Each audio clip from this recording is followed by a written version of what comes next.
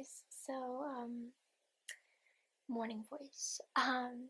Here it is, 6:29, Thursday, December 9th.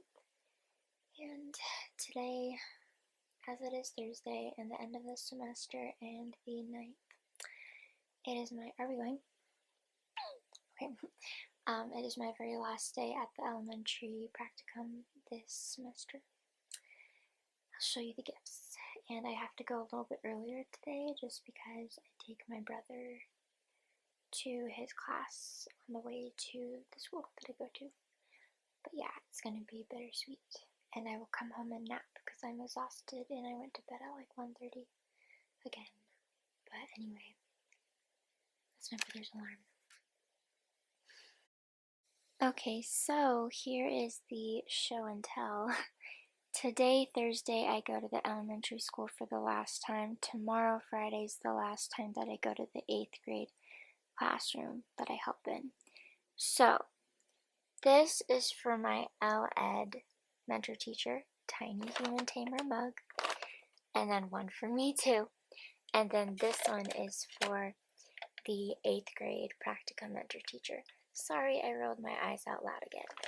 So this one's cute and funny. This one's like snarky and funny. And the 8th grade practicum, she will really, really love this because she's really, really like sassy and snarky and great.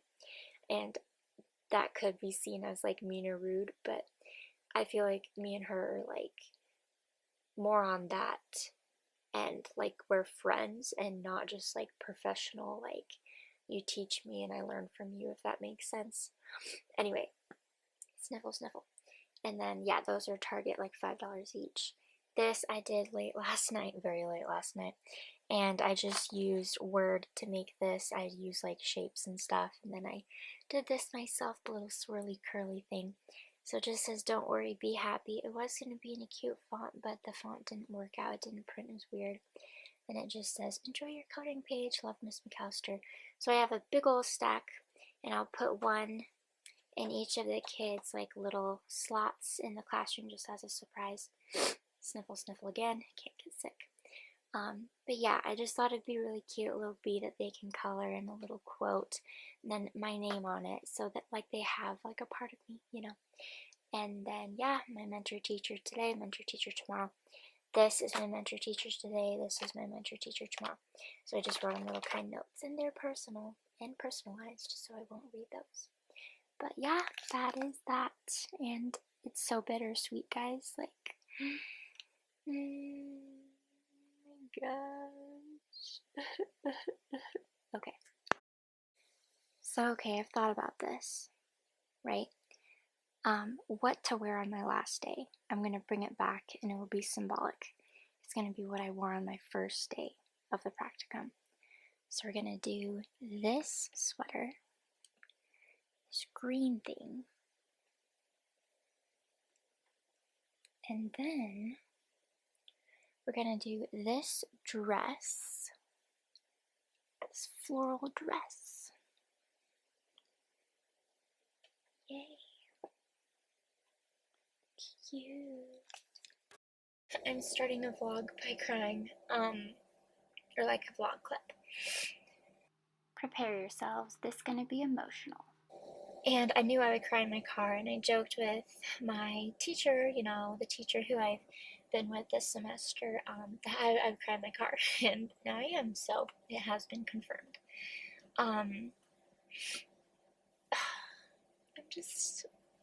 It was just a really good thing for me to be there and be introduced to a classroom experience, that environment. And like I grew a lot. Like I started there so scared, and I just felt kind of shy and awkward and uncomfortable, and then I worked with the kids and I immediately started to enjoy it, just helping and serving and teaching and just being a good assistant and trying my best every day and being excited to inspire and spread joy and light. I think just by being myself, I think like everybody has a light about them when they try to help other people. And yeah, it's kind of sad because I don't know if I'll see these kids again, you know, and I don't really get attached to people except for the people really, really close to me who I invite in my life and who I decide to keep in my life. I do get very attached, and I didn't think that I would get this attached to young minds, to kids, if that makes sense. And I got some hugs from them. I caught some of them before they left to recess, and I mostly worked with the kids out in the hall today, just corrections with their reading assignments and math tests and things. But yeah, it was my last day. I gave my mentor teacher her cute little mug that I showed you that I bought yesterday, and she appreciated it. She even showed me like a shirt that has kind of a similar quote about like tiny humans or whatever, which is kind of cute.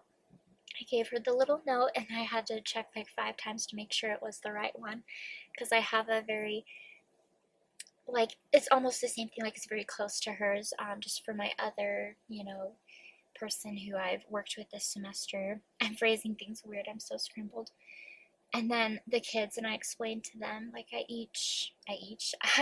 made them each a little page, and I just made it off of Word, like I used the shapes, and it's like a corny, cheesy cartoon of a bee, and it says "be happy," you know, and it was just a really good thing. And the principal, he talked to me on my way up there, and he was just like, basically, you know, he was asking me if I enjoyed my time here, and I thought about that, and I was like, I sincerely did, you know, and I didn't really expound on it. I didn't really express more than that, you know, just like small talk about how much I've like enjoyed my time here. It's been a good experience and opportunity, a really good thing.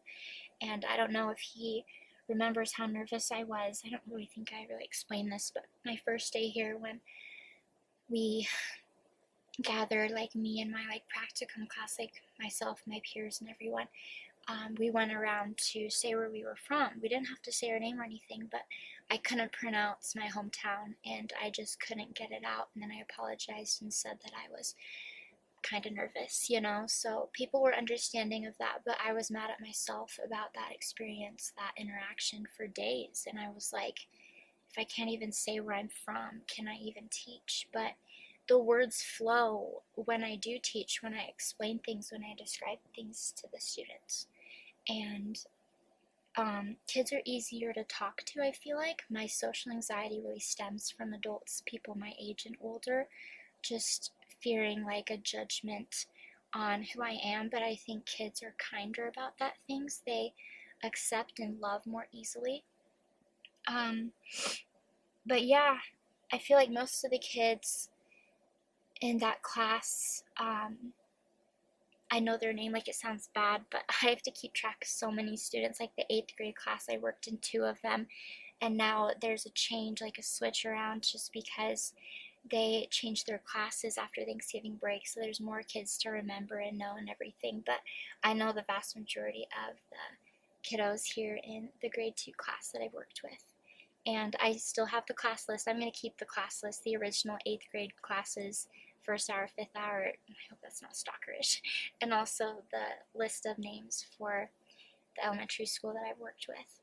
So, I don't know. Just, it's that corny, cheesy quote that really does apply to a lot of things. It's like, don't be sad because it's over. Smile that it happened, or something. Like, don't cry if it's over. What, I don't know.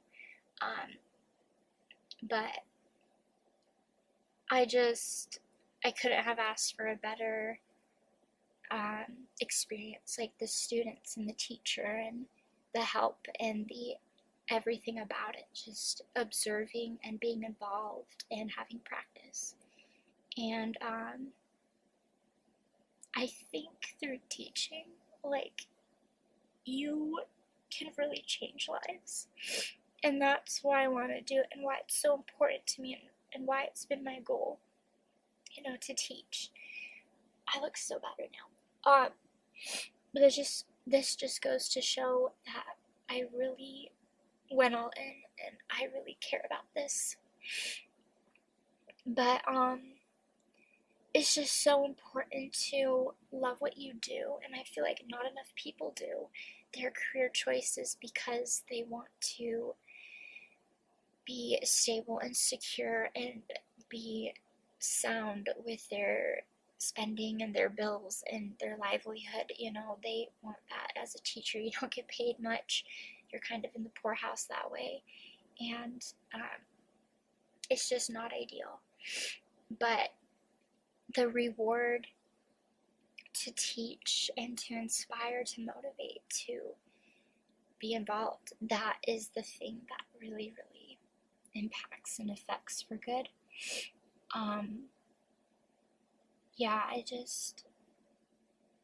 I know that I'm supposed to do this now, especially if I feel this way about everything. I hope I'm not emotional for for like all of today because I have a lot to do. But anyway, I will work on some vlog clips and continue this vlog today, and I would love to go on campus, find my quiet place. It's just so peaceful there, and it makes me really happy and content, and I really want some time to, like, I'm crying again, like ponder and reflect on, geez, this experience. And I don't have an excuse to cry because I don't get my period anymore because of the IUD, because of my birth control. But I'm human, so humans have feelings too. But dude, I was like so emotional. Like, that's why I'm on this birth control, especially because my mood and my depression because of it is just, periods are not fun. But anyway, I would be more of a mess if I were still having periods. Excuse me. But yeah, I think I ended it good with a note and a gift that screams, "You're a great instructor, teacher, motivator, adult human being." You know, that was the mug. And then something for the kids, just something like that. I think it was really, really good. So, and I've been talking for a long time, yeah? Yeah, I better charge this camera. Anyway, just want to say thank you. And that mail car thing, I swear that person was driving without a steering wheel and there wasn't somebody behind the wheel. Like, they were in the passenger side, or what should be the passenger side. Okay, now you know I have to go because I'm now sounding crazy. Even crazier. Okay, anyway, yeah.